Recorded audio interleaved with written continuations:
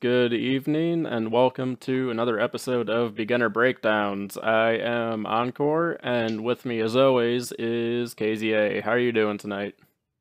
Doing all right. Kind of allergy season's kicked in heavy out here. I think it's because of all the rain we've gotten for once, but other than that, can't complain. Yeah, I remember you were talking about that a little bit last week, but you live out in the West Coast. I lived out in LA, but I don't know what allergies are like in San Francisco. I know you got some, foresty areas, but I don't know where you live if you have it so much. Yeah, I'm near San Francisco, but it's unusual for it to be this heavy. Just an odd year. Oh, all right. Well, hopefully you can survive through the episode, and if you can't, well, we'll just have to get you some allergy medicine or something, but hopefully it doesn't come to that. So, Yep. without further ado, let's get into our first video, which comes to us from Indie Animator, obviously a birdie player, as you can see. Um, so, first impressions, we have a Cammy versus a birdie. KZA, what do you think about this, first of all? Just based on matchup alone. It's probably fairly even, I would say, of the grapplers. Birdie has probably the best normals and the best buttons, which allows him to contest a lot of Cammy's nonsense better than a lot of the other grapplers can. He's got some of the few buttons that will tend to beat her in neutral, which is very strong, as well as being able to play a fairly decent ground keep away game and having strong anti-airs. However, like many of the other grapplers, he's fairly vulnerable to pressure once she actually gets in. And of course, he, just as a big target with big slow moves in a lot of situations will let her sneak in things. One thing I would like to note is that EX Bullhead, or yeah, it's Bullhead, not Bullhorn, and its armor can really mess up a lot of her frame traps, which is very useful for him. Yeah, personally, I feel here, like you mentioned, Cammy's neutral here is super strong, but Birdie also has a strong neutral, so I think naturally it leans in Cammy's favor because you also mentioned that Birdie kind of crumbles once you can make that close contact, and if she can really crowd him and put that inside pressure on, I think that she'll take it, but we'll just have to see how this one goes by watching it, so we'll do that. Okay. Got this nice formal green cami. A little bit, late for the festive year, but, we'll let this one slide. For those who I wish to protect, I will fight you. And of course, was that dark green? And it's just a green matchup all the way.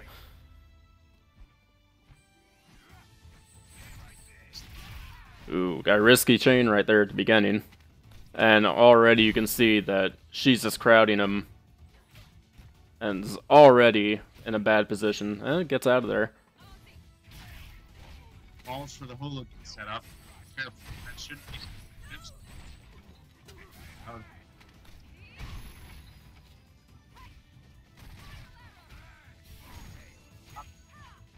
KZA, you want to check your audio on your end? You're cutting out quite a bit.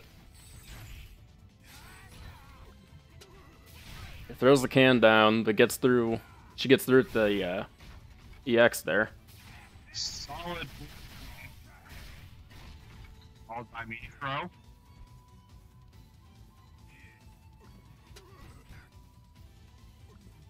Careful, much to play by both characters now. Ooh, and catches the air there. You're still cutting out a little bit. A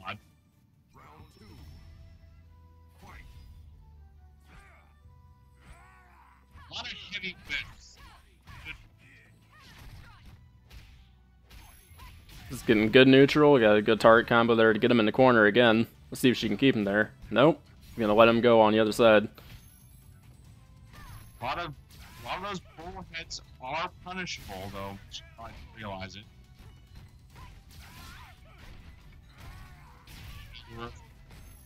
Punish for the sweep.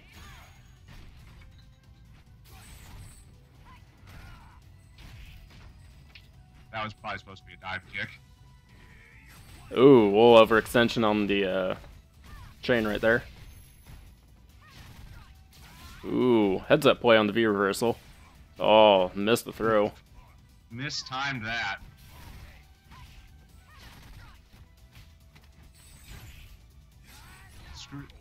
Screws up her tick throw attempt, gets tick throw in return. Ooh, he's gonna catch it just by getting them cashed out there.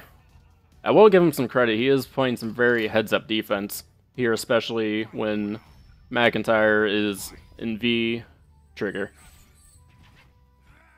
I would say in this match, the animator's mistakes are mostly on the offense, and he gets away with a lot of stuff on the offense just because the game doesn't realize it's on the game.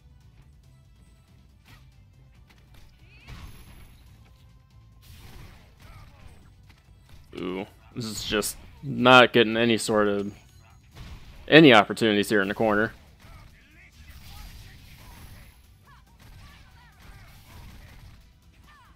But manages to get himself out of the corner.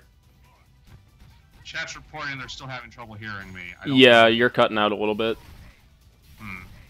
What could be causing that? It could be the video itself. I don't know if you have the audio playing on your desktop or not. Not anymore, I don't. Is that Okay. better? Yeah, it is. Perfect. Well, I'll just live without it. Ooh, and goes for the YOLO dive. And just chain stomping her to the ground. Works out that time, but not really a thing you should do that much. Agreed. That is a very, very risky thing to be doing. But, you know, sometimes you gotta throw that, you know, BM on him at the end. But if we're talking from a technical, fundamental standpoint, it's probably not the best thing to do, if you're gonna ask me. No, definitely not. It's one of those things you want to do it once in a while just to see if the other person's sleeping, but you don't want to rely on it, and I especially would not rely on it as the thing you want to close the match. You're basically betting the whole thing on one gamble. Yeah, it's very, very risky, and as we were going through there, we noticed that Cammy was, as we predicted, outplaying Birdie here in the neutral, and it wasn't so much in the first round, but I feel it was more so here in the second. We go back here and check it out. We'll see a little bit of footsies here, and she makes first attempt to really infiltrate right off that V skill, which is very good because it's positive. And even if it's blocked, you're not going to get anything off of it. So that's super important.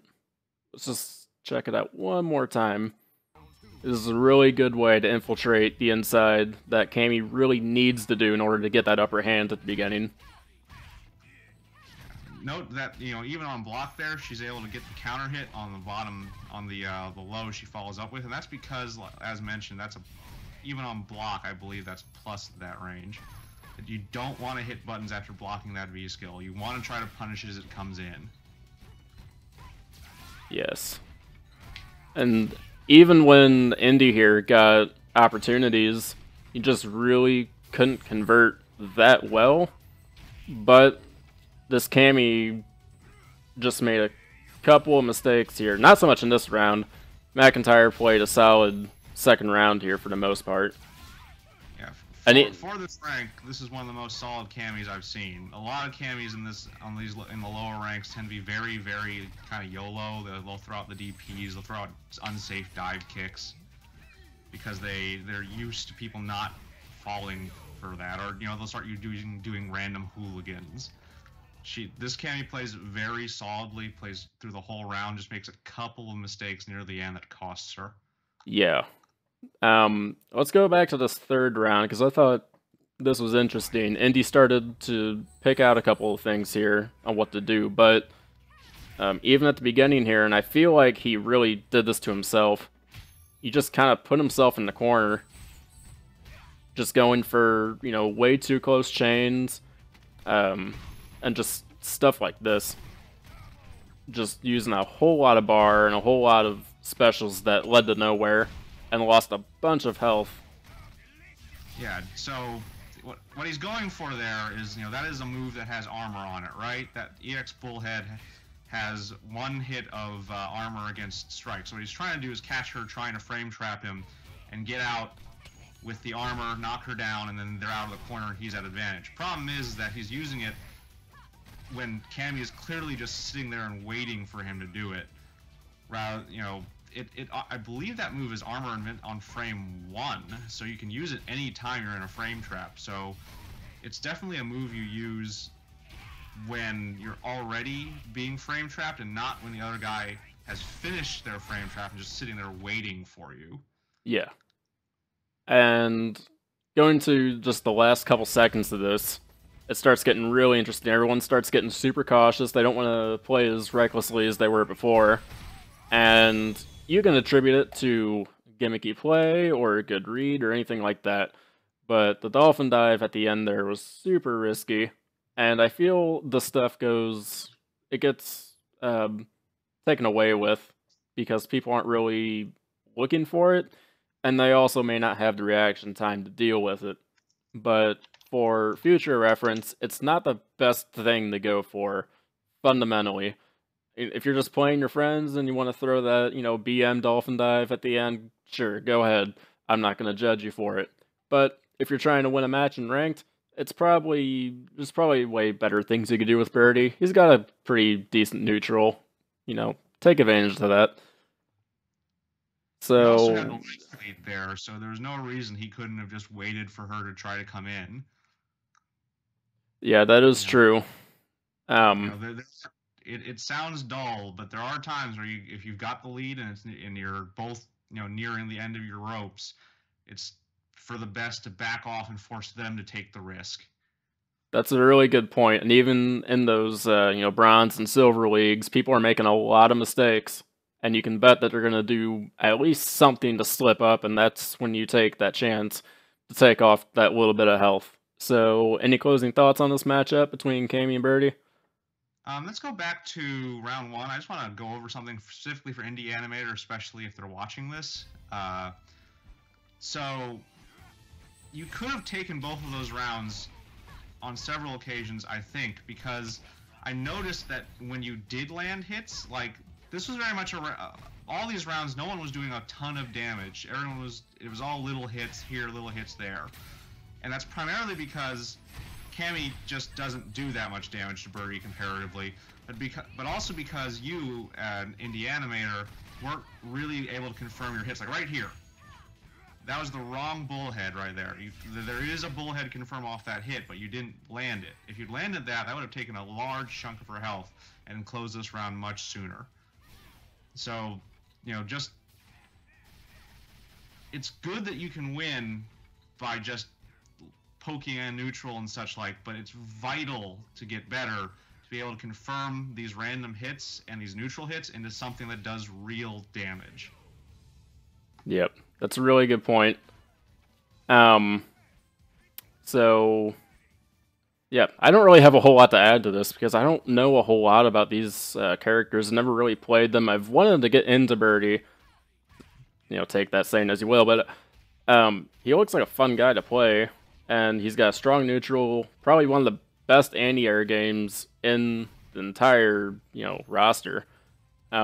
He's a fun guy to play, and, I definitely gravitate towards those people. But, if we're just talking about sheer tools, I think, Cammy's going to take this more times than not. So, if you have anything more to add, or what was that? Yeah, I think the one thing I want to say about this matchup is that this Cammy plays very smart for it. She doesn't take to the air a whole lot because Birdie will anti-air you. And that's one thing I want to say against people, because a lot of people get very frustrated against Birdie. He can be very hard to get in against, but you just have to play patient, stay out of the air. His anti-airs are very good.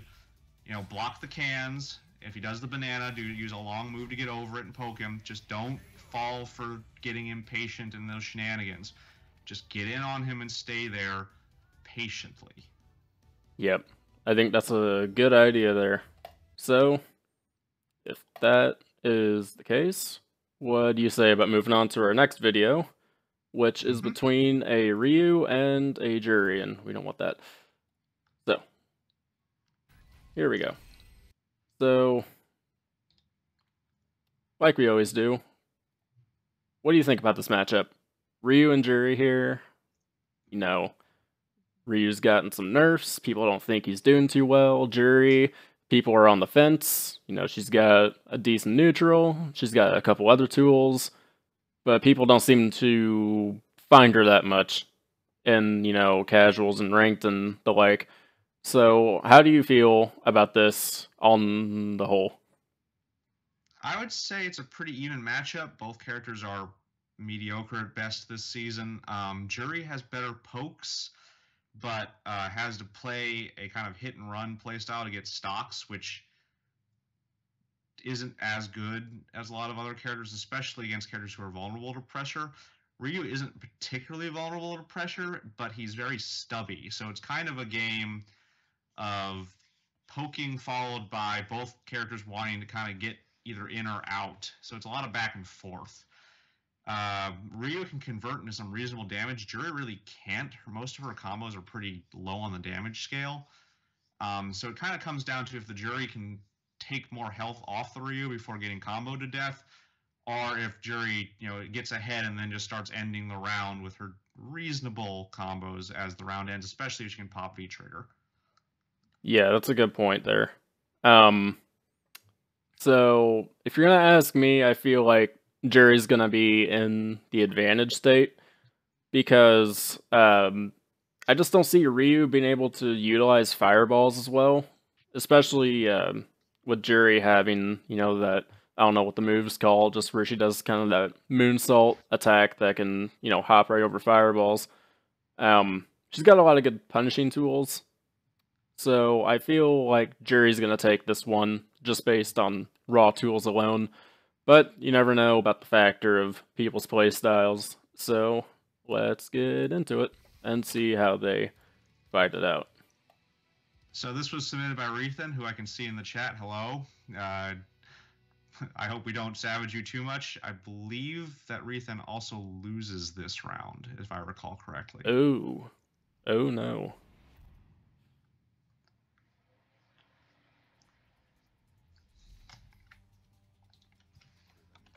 Well then, where do you want me to break you first? All right, so Ryu instantly tries to jump in, gets good spacing, good pokes here, just keeping him out. Good block, and then a counter, but drops that combo. You got to watch out for that. Yeah, she's definitely winning the neutral game right here. Ryu's coming back with a little bit of challenge here, a little bit of pressure. But just, you know, Jerry's got the neutral on point here, and Ryu just can't really compensate too much, except for some little spots here and there. And that wasn't the best optimized, you know, combo there, but, you know, I can't judge too hard. He's up and they're not.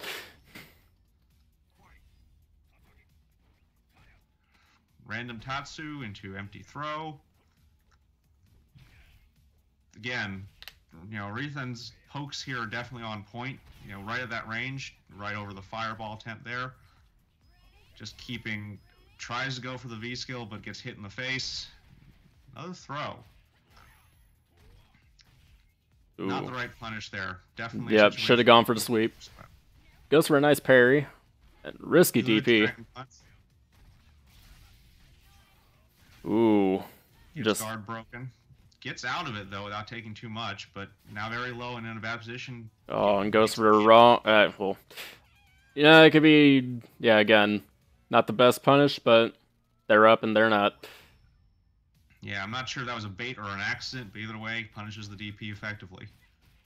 And bad optimized punish right there, and that's really killing both of these guys, honestly.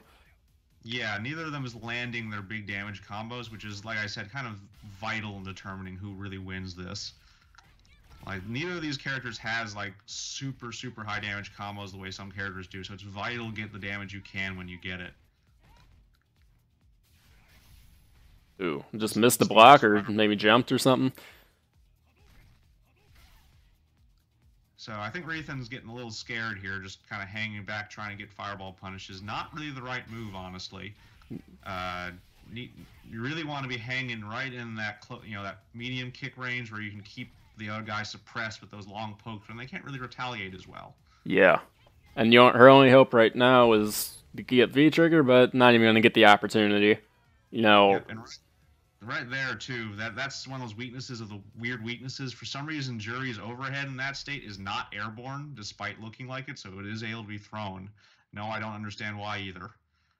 yeah, it was kind of odd there, but really the highlight of this match was the early footsies and kind of seeing how that evolved over the 3 rounds and the unoptimized combos because we saw probably about 5 different instances where both guys could have done a little bit more. So let's go back and take a look because this was something that started way back early. If I can actually track correctly. Here we go. So, looking back here, you just notice that Rethan's just doing a really bang up job on neutral. Solid pokes and got a solid amount of damage out. Even got, some lucky combos right there for knockdowns. Anti-airs, however, were definitely not on point for either person in this match. I mean, neither of them has the greatest anti-air options in the world, other than well-aimed DPs. But definitely something I would say both characters, and especially Rethan, since he's here, need to work on. There's a lot of these weird cross-ups and jump-ins that could have been punished. Yeah, and that's really we went over this last week, and that's a really good fundamental skills, being able to recognize those cross-up attempts and jump-ins, and really not giving them any chances to do so, because that's a really big advantage you give other guys when you just let them jump in. And here we see the neutral evolve to a certain extent. Yeah. And Honestly, I think this round Rethan cedes too much territory, backs off too far at the beginning. If he had just kind of lurked in that same range and kept those medium kicks up at the beginning here, I think it would have been a very different round.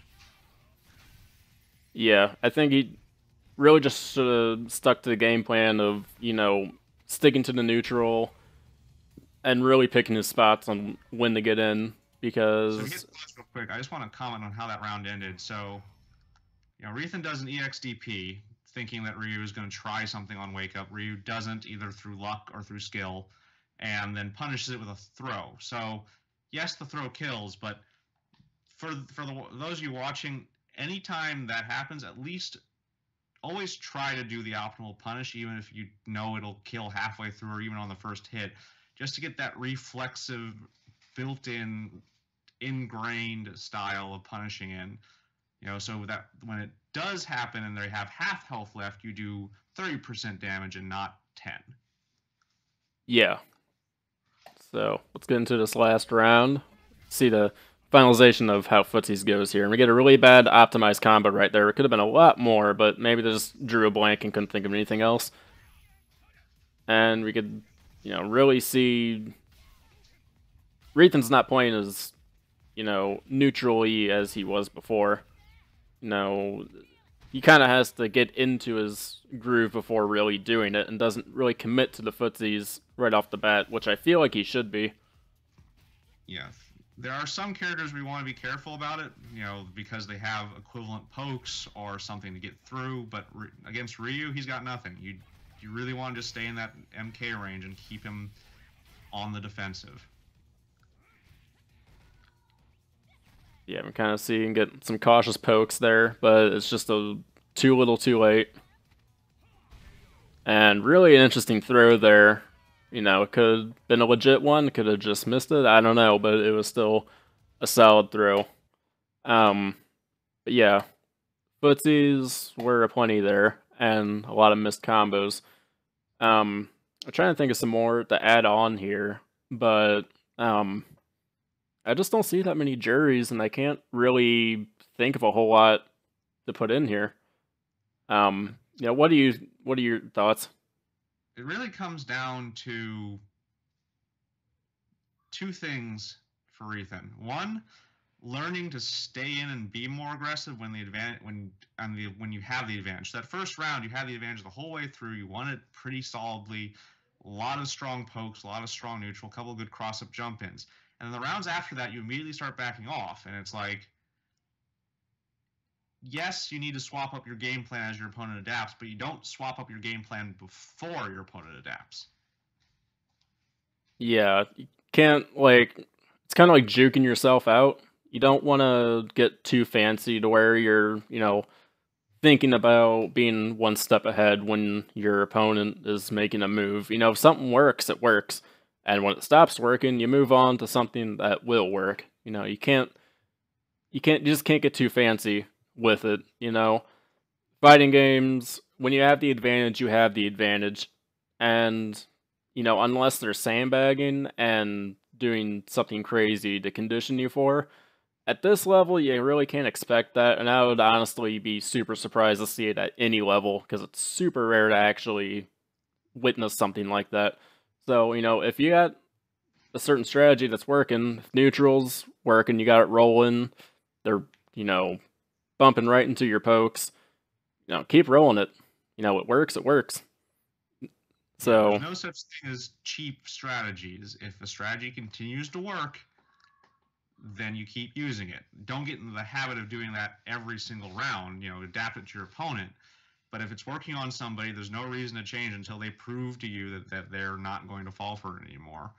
You just have to get. That's how you build good habits as well, is to do them over and over. And that includes what I want to kind of transition into here. The other thing that really could have helped you win these rounds, Rethan, is landing your confirms and combos. Just like that first game, you left a lot of damage on the table on certain things. You've punished things in unoptimal ways. I think you could have taken that second round if you had landed a couple more actual combos off of things, which can be hard as jury because of her stocks, but you could have gotten at least a little bit more.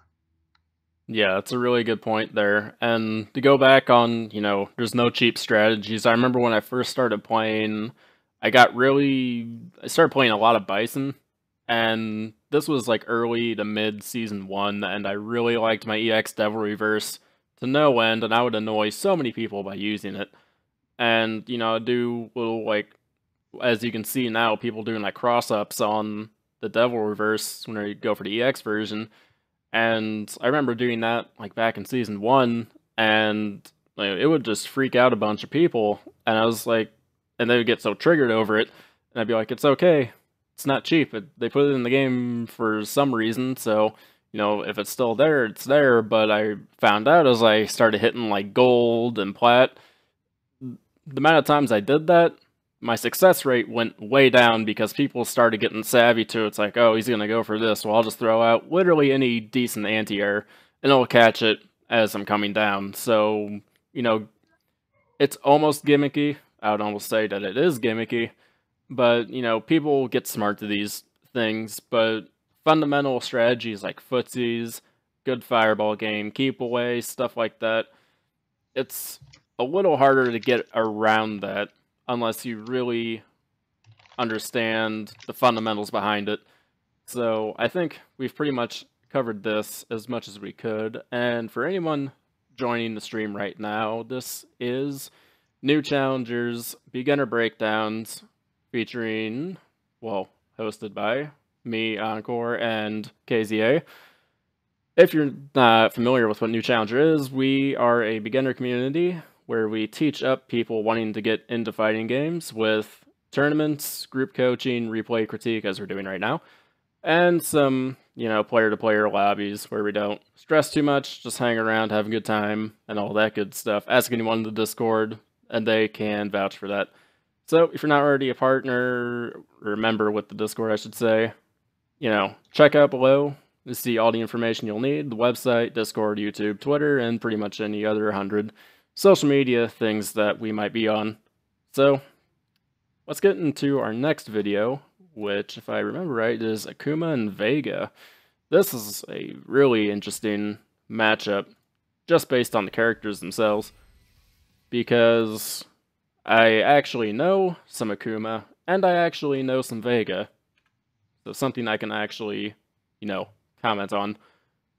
I'm not familiar with Vega except as an opponent. Yeah, I feel like 90% of the player base says that. Yeah. He's a little weird in this one since they made him a motion character instead of a charge character, which annoyed a lot of people. At low levels, I see a lot of people complaining about his flying Barcelona attack, which is that thing, for those of you who don't know what that is the one where he jumps off the wall and then comes down to either a throw or a big claw slash. And so we'll see how they deal with that in this one. I'm sure it's going to get used. It's definitely one of those attacks that looks really intimidating to start with, and then you figure out how to deal with it, and it gets a lot less intimidating very quickly. Yeah, I could tell you, I watched this replay. Vega gets pretty gimmicky on the FBAs to the point where it's kind of sad. And from someone who learned a good amount of Vega, it just kind of hurt me. But I also like seeing Vegas play. I like to see them do well, but under these circumstances, it kind of hurts my heart. So we'll just see how all this goes down and all that fun stuff. Overall, because of the way Vega's attacks work in this season, I think it's probably slightly in favor of Akuma, but not by a whole lot. Akuma just doesn't have the health to eat too many, mistakes, and that's going to be a common theme with Akuma. Yeah, and this was also submitted by Sheb, so thank you for bringing that replay in. And if you're interested in bringing a replay, you see the email there at the bottom of the video. So you got a replay, send it in. Right, so both playing kind of cautiously to start off with, both jumping a lot. This is not a thing you want to do with either of these characters against the other. Vega's anti-airs can be pretty bad, but his air-to-airs can be decent, and especially if he happens to catch you with V-trigger or even a super flying Barcelona attack. See right there's a flying Barcelona attack. There it is again. So this is what we mentioned before. The Vega players kind of following our advice. If it keeps working, don't stop doing it. Yeah, and that's the problem, and it's a really bad reason for people to do gimmicks and stuff. It's a really bad habit.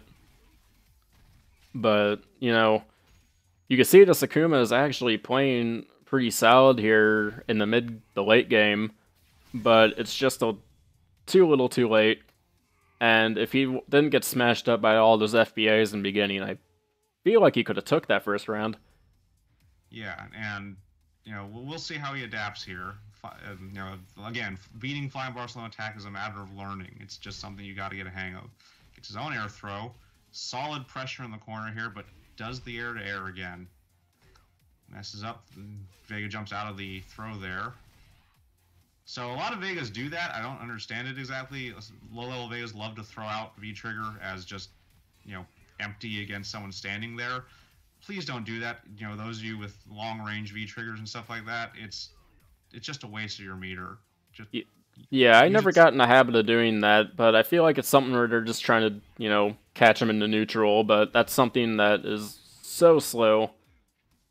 It's just never going to happen. And you see a bad EXDP followed by bad FBA, and they're all playing footsies here, trying not to die. Yeah. And you can see Sheb here, he's getting a little more savvy on these FBAs. He's starting to realize he can maybe catch him in the air, and he catches him with a red fireball in the neutral on a mistimed V-skill from Vega.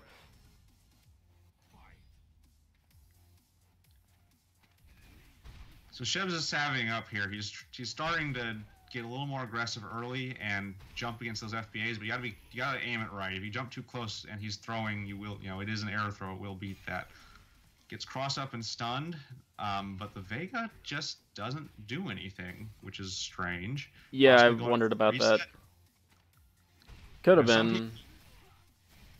Catches it with the EX Coryu there, but yeah. So what I mean there is that when you get stunned, it continues the combo that you were doing before you got stunned. So some people will wait till the stun is almost complete, assuming you're mashing or not blocking, and then they'll try to reset you right at the end of the stun to get max damage. Solid super combo there. Excellent work by Sheb, followed up by a nice meaty low. That was probably the most solid play of the whole round right at the end there. Yeah, honestly, it was just such a crispy combo there right at the end. But it just could have ended so much sooner, I feel. But, that's maybe just wishful thinking on my part. But we have a lot of things to cover in this video. I don't know about you, but there's a lot of junk going on. So let's go back to the first round where we see a bunch of errant FBAs being thrown around, and this Akuma just really puts himself in a bad situation. It could be just because they just don't know how to deal with these FBAs, even though a good way to counter these is, with any solid air to air, or anti air, I should say, a DP honestly would take care of these more times than not. But I know the angles can be funky, and again, it takes time to learn how to counter these things. But he just keeps on doing it. He knows it works, so he's gonna keep doing it. Yeah, like this Vega isn't stupid, like we were talking about before, where you keep doing the gimmick after it's clear people don't fall for it anymore. And he lands it twice, third time whiffs, and he just stops doing it. It's the right thing to do. Yeah. So, not sure why Akuma jumped there. I mean, if you see Vega doing stuff at mid-screen, and it's not an FPA, just stand there and block. It's not going to reach you or do anything to you. Yeah. It doesn't have that kind of range. It could have been that you maybe want to go for some air fireballs, but those really have to be established early on. And, something like a special like that, you really have to, like I said, establish it, make sure that it works, feel it out. Goes for risky DP. Yeah, I mean, it worked out for him, but definitely not a risk he should have been taking there. There was no reason to do that. That was definitely a situation where any regular meaty would have probably accomplished the same thing. You can tell the Sheb here is going super, super risky, where he really doesn't need to be. No, he can really pick his spots here. If he sees an FBA, he's got an idea how to counter it. And see, this is what we were talking about earlier, where, Sheb has the life lead, so he's playing cautiously, just staying back and letting the other guy kill himself trying to get in, and it works out perfectly for him. Yeah, he knows that if he goes for any more Aaron FBAs, it's really just going to be bad news for him. Dash up throw, very nice. And then, yeah, here in this third round, you actually start seeing more of a, legitimate game of Street Fighter and not a lot of gimmicky nonsense. And God, just right there, I don't know what could have happened. It could have been a number of things, but that could have been the round. Very easily, yeah. Just that claw combo straight into super, round over right there with Akuma's health. But and that just kind of goes back to what we talked about confirming and finishing your combos and just getting that damage in. There's no reason to just slack off on that. There's such a good combo at the end there, with a lot of good ending pressure. God. Could have been over about 30 seconds earlier, but I'm not going to get too critical. A win's a win. God, so it just hurts. It just hurts to watch a lot of gimmicks go off. Because, I remember... I'm not going to sugarcoat the fact that or hide that I didn't use gimmicks. I know we all used them at some point. We did them because they worked. But we found out sooner or later that they just don't work after a while. And it's just a harsh reality since, these games are hard. And, finding things that work are not easy to come by. But you really just got to remember, fundamentals are super important. And they will carry you very, very far in your fighting game career, if you want to call it that. So, what are your ending thoughts on this matchup? Sheb squeaks out a victory here, but honestly, kind of a little tiny bit undeserved, except for that very end. Took a while to adapt to things. On the other hand, the Vega didn't really deserve to win either. Both of them were using a lot of unsafe stuff. And the Vega especially was going for, like you said, for gimmicks. So the thing to take away from this is not that you shouldn't use certain moves or such like, but that you shouldn't overuse moves. Both people in here are kind of guilty of trying to overuse certain strategies and then getting punished for it, and then switching to another strategy which they then overuse until it gets punished, and etc. And while, last round we said, sometimes you just got to keep doing a thing until they counter it. It is important that once they counter it, you actually adapt. You don't just switch to a different gimmick. Yeah, that's a good point. If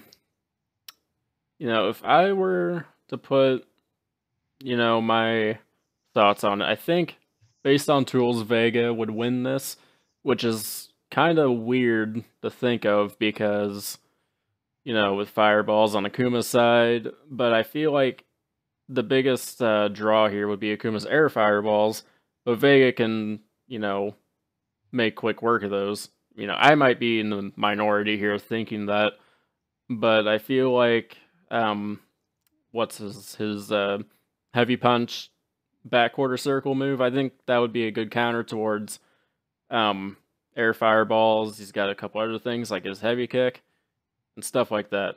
Maybe I'm just crazy, but I feel like if you get any Akuma versus any Vega, I feel like Vega would take it. I don't know if you feel the same way. You might not. I think I agree with you just because, again, I feel like with Akuma's low health pool, if you shut down any of his gimmicks or his tools, it makes it harder for him to win in a way that's not true for a lot of other characters. Like, he really needs to be able to utilize his full tool set. And I feel like Vega has a couple of things that make certain of Akuma's gimmicky kind of things or setups or tools a lot harder to use. Like you said, the air fireballs can be tricky, especially if I'm imagining air fireball and getting V trigger in the face. That I've seen that happen, or even supered because you pause. I've seen stuff like that. And then the other thing that I feel like Vega has over Akuma is that Akuma's fireballs are already kind of cruddy, and Vega has a number of ways to pass through them on the ground. He does, and plus it's good to mention that his V trigger does a good job of getting around fireballs. His V skill doesn't, again, do a good job of getting around fireballs, and his critical art, again, does a good job about getting around fireballs, and just punishing generally very unsafe stuff. So, say what you will, debate in the comments. I really, I do care, but, take the debate there, because we have more videos to watch, and watch them we will. So, next up, we have an Alex versus a Ken, a battle of Americans. If the video can start. Okay, here we go. Yeah, this is definitely a matchup where, for obvious reasons, I favor Ken just because Alex in general doesn't really have a lot of good matchups. And especially, Alex really depends on getting a lot of knockdowns and, repeated damage to win. And Ken just has that explosive damage, which can end rounds quickly when Alex isn't expecting it. Yeah, that's a good point. And Alex really just doesn't handle pressure well. And in a meta of Street Fighter V, where rushdown is pretty much the name of the game, pretty much the whole game is a 10-0 matchup on him. So this is really going to be tough for this Alex because he's really got to make sure his neutral is on point and that he doesn't let this Ken get anything on him. So I'm interested. Let's check out what happens. And our submitter for this video is Fluoride. Thanks for sending in your replay.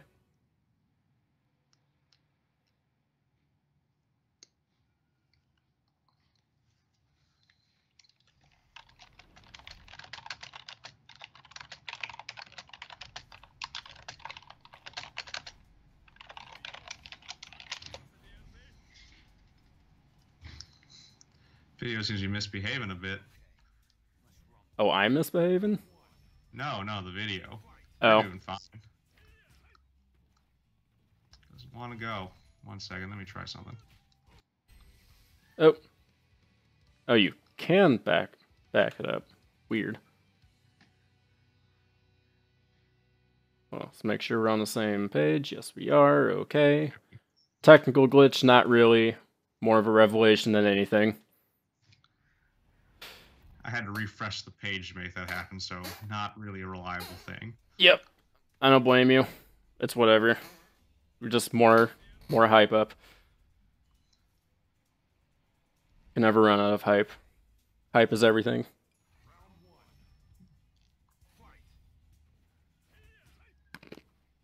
So Ken jumps at the beginning there, which means he probably has experienced Alex's before. A lot of Alex's will try to open up with an air stampede or a headbutt, and if you jump, you can punish both of those. It's not a good idea. Don't actually do that. I'm just saying that it's probably why he does that neutral jump right at the start.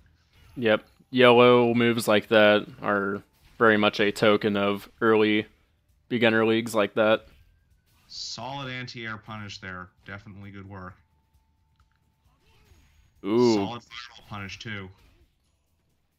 He's doing a good job of really finding those openings, and that's what he needs to do if he's going to want to survive. And right here, he's getting a lot of pressure. And, ooh, gets taken in the corner, gets taken out. And the Ken just doesn't pursue. Yeah, this Ken doesn't really have a solid game plan here. He's just kind of getting damage where he can. Like, definitely he should have pressured in the corner there instead of just jumping over him.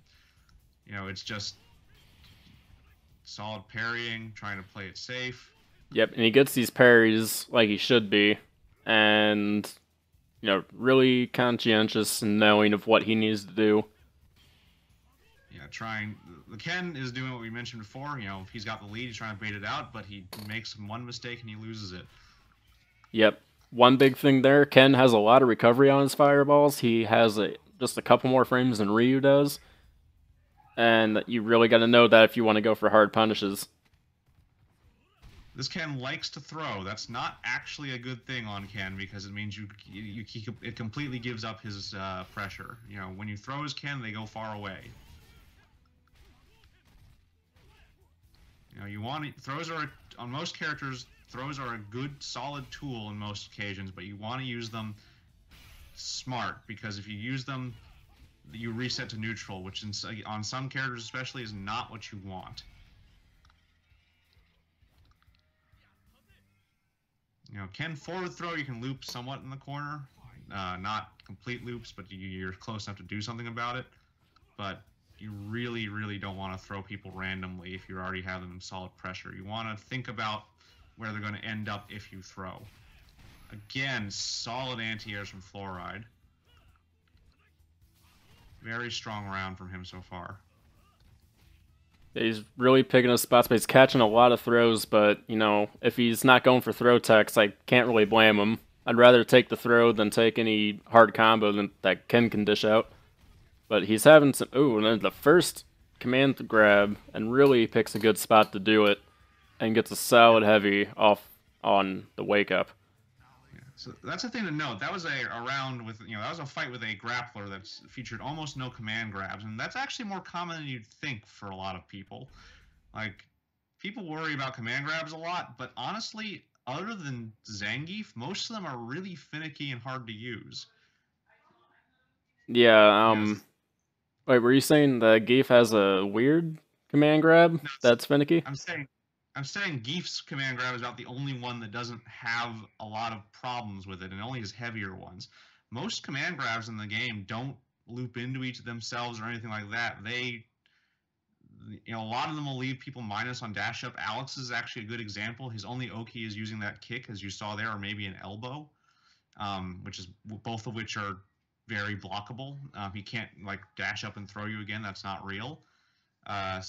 Same with Laura in most situations. Same with a lot of birdies. A lot of the command throws in this game are, you know, not actually follow-upable, which is a thing a lot of people freak out about, especially the lower levels. It's really primarily just Zangief that's really, really good at looping command throws, and sometimes in some situations people like Armika, and of course there's the corner which changes things, but you know, it's just a thing to keep in mind is that when you're playing a grappler, you have to be thoughtful about your command throws. You can't just toss them out. And when you're playing against a grappler, don't fear them too much. You've got to treat them as another tool and react to them as another tool. You can't constantly be afraid of getting command thrown, even against Zangief.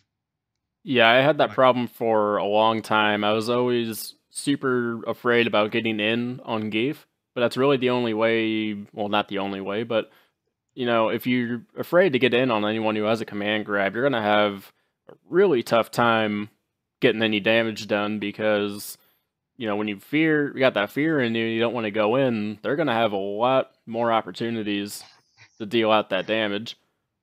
So really, just gotta get that out of your head. And one thing I found that helped was if you don't play a command thrower, play around with Geef or Alex or Vega or Laura or Mika for the matter, and just, put yourself in their shoes, so to speak, and figure out what it's like to be a grappler and what that life's all about, because it's really interesting and it's a lot of fun actually. I have a lot of fun playing Geef and Alex, and it's really eye-opening to see what it's like to do all that. Just try it out for a couple matches, maybe just spend a day or two or a weekend just playing around with Geef or Alex. See what it feels like. Any points that you want to talk about in this video? I thought one interesting part was that, yeah, I think you touched on it a little bit. There wasn't a lot of command grabs or command throws being thrown around, so to speak. He's really picky about those, and I think that saved him in this match because he wasn't going for a lot of risky stuff. He knew that if he, whiffed too many things or went a little too unpunishable or went too punishable, that that would pretty much be it. You can't afford to do that against such a heavy rush down character.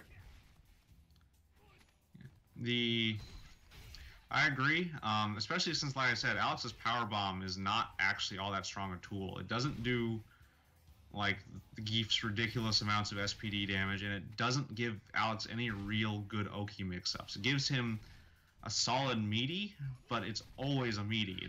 You cannot get close enough to throw after a power bomb. So, if against Alex, if he gets a power bomb on you, just block on the wake up. You can't do anything about it.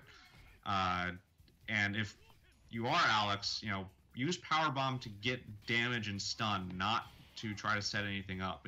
You cannot get good setups off of it.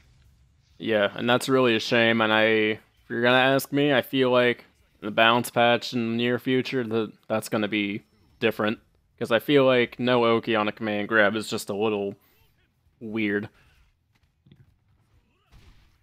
And in this round, you can definitely see where that pressure takes form from Ken. He's going to do a really good job of pushing him in the corner and not letting him breathe at all, and you can really see how Alex crumbles when he has that pressure on him. This is generally true of almost all the grapplers, by the way. So if you're having trouble against Laura or Mika or pretty much anyone but Birdie, if you can get them in the corner and keep the pressure on, there's very little they can do. Birdie I only leave in as an exception. As we mentioned earlier, his EX Bullhorn has a really, really good armor timing on it, so he can get out of the corner that way. But pretty much everybody else just has to wait and look for an opportunity, which is a lot harder than it sounds. And you could definitely see that Alex catches a break here. Well, he earns his break, so to speak, because he keeps that pressure. He's dealing the pressure out now, and he gets caught in the corner here, but he doesn't stay there for long, because you see this Ken go for a cross-up, which he really shouldn't have gone for, and he just gets put back on his heels, and this Alex really just turns the tables in a matter of seconds to take the match. Yeah, that was an excellent punish there. He recognized that Tatsu was super unsafe, got in the power bomb, threw out the meaty, and the Ken either didn't know that was the only option, or was just being Ken and decided to throw something out and got booted for it. Yep. And like we mentioned before, in this rushdown meta of Street Fighter V, it's really who can get on top of each other first. And I know it's not true for everybody, but, especially when you got Alex here, it's really apparent to see how bad it can go in his favor. But fortunately for Fluoride here, he was heads up, he knew what to do, and he didn't get too bullied in the corner. He did a pretty good job of making sure that he had some wiggle room and picked his spots well by not going for too many unsafe stuff and getting damage where he could. So, hats off to him. And if I'm right, we are at about the 1 hour mark, meaning we are about to close up shop. So, any final remarks, KZA, on the videos we've seen? One of the overall themes today is we see a lot of people giving up pressure or going back and forth on it or just like failing to start it really. And so I just want to comment on that. As Encore's been saying, this is a very pressure-oriented game. The person who is applying pressure in Street Fighter V has fantastic advantages, huge advantages, much more so than in a lot of other fighting games. You can get a lot of long strings, you can get a lot of tick throw mix-ups. There's not a lot of good defensive options for a lot of characters. So as a new player, once you kind of got the basics down, one of the things you have to work on is getting solid pressure on people who are blocking, especially in the corner, solid mix-ups, whatever your character is good at, whether it's high-low, command grab, or regular throw, or low, dive kicks, whatever your character's mix-ups are, whatever your pressure tactics are, learn them and learn to get them down. That will get you halfway there. Then the other half is learning how to keep your presence of mind when you're in pressure and play smart and look for an opening and not overreact or panic or just start doing stupid stuff. That Ken could have turned things around at that last bit if he had just blocked for a little bit at the end there. He could have done something if he just blocked that meaty, and then he would have been back in neutral, and then Ken could have won that. But he tried to do something because he didn't understand the situation he was in. You've got to try to get that mindset in your head of, I'm under pressure, who am I fighting, what kind of pressure do they apply, what do I do to get out of it, and then just try to keep that presence of mind. You cannot react stupidly because it will get you killed very quickly, and then you'll feel really bad about it too. People really hate losing that way. I play Geef. People hate losing to Geef, just throwing them over and over, but it's like, okay, so next time you got to think about, what do I do to get out of that situation, and then you got to apply it. That's the only solution. You're not going to make Geef stop doing that. Yeah, and yeah, like you said, this is a very rush down meta that we have, but it's not just all brain dead, punch them as much as you can. Overextending exists, and it exists in every single fighting game you're going to run into. And you learn early on that if you overextend, you're going to do something stupid, and you're going to get punched in the mouth for it. So you really got to find that balance between, keeping up pressure, but not so much to where, I do something stupid and get put in my, victim's position, because you really don't want that. And especially if you're playing someone like Ken or Cammy or any of those really, glass cannony characters, you don't want to be in that position, because then you're really screwed unless you got some strong defense, which is up to you. Work on those skills. They're important. So, with that said, thank you everyone who came through today. If you would like to go to the Discord and see what we're all about, you can find all that information down below. We are new challenger, and like I said before, we do coaching for bronze, silver, and gold, group coaching, replay critique as you're watching right now, and stress-free lobbies. And you can see all of our different social media, check those out. And if you'd like to send a replay to possibly be featured on the show, check out the email there at the bottom, which is nch.beginner.breakdowns@gmail.com. When you send it in, supply your replay ID, your Discord ID, and your CFN. And if you want to be the coolest guy in the world, you can send in the video straight up in YouTube form, which would be awesome, but completely optional. But we'd be your best friend. So, with that said, yes, you would be the bestest of friends. So, with that said, I think that's going to be about it tonight. Again, thanks everyone for showing up. I am Encore, and with me as always is KZA. And we will see you guys next week, same time, Friday, 8 Eastern, or 9 Eastern. 9 Eastern. So, good night, and see y'all later.